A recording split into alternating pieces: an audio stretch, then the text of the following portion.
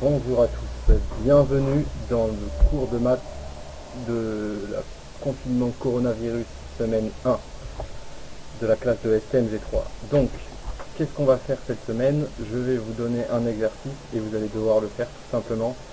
Et vous me l'enverrez soit par Facebook, soit par Messenger, soit par mail, soit par Pronote, comme vous voulez. Je corrigerai de toute façon avant mercredi prochain. Donc pour ceux qui n'ont pas internet, on les enverra, on s'en occupera, vous inquiétez pas. On leur enverra par la poste à Kawini ou à Kundu. Donc, oui, donc l'exercice à faire, il est ici. Je vous enverrai une photo pour que ce soit plus clair, bien sûr, sur Facebook. Hein, vous allez voir, vous aurez les yeux plus clairs. Donc qu'est-ce qu'on a? On a une fonction du troisième degré. f de x égale x puissance 3 moins 3x carré moins 24x plus 8. Donc, qu'est-ce qu'on doit faire? Première question, je vous donne une dérivée. f' de x égale 3 fois x moins 4 fois x plus 2. Donc, je vous demande, est-ce que cette dérivée, c'est la dérivée de f de x? Est-ce que c'est vrai ou est-ce que c'est faux? Il faut le montrer, il faut le démontrer. Je vais vous donner un exemple après pour voir comment on fait, est-ce que c'est vrai. Et il faut bien sûr expliquer. Ensuite, deuxième question. Il faut étudier le signe de f' de x.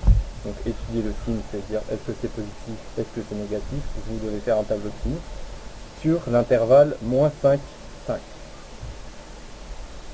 Et il faudra en déduire les variations de f. Avec le cours, hein, vous savez très bien que si la dérivée est négative, la fonction est décroissante. Si la dérivée est positive, la fonction est croissante.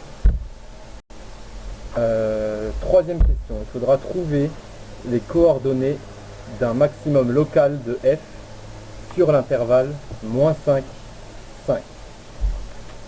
Alors ça veut dire quoi? C'est-à-dire que la courbe, en gros, elle va faire quelque chose comme ça. Et il faudra dire c'est quoi les coordonnées exactes de ce maximum-là. Donc, comment on va faire? Pareil, je vais vous montrer un exemple. Et dernière question, donner l'équation de la tangente à f au point d'abscisse 0, en 0.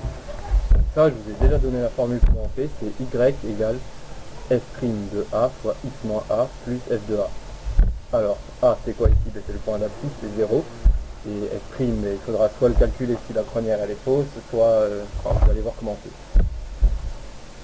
Donc, voilà, je vous fais une deuxième vidéo pour un exemple de comment on fait ça.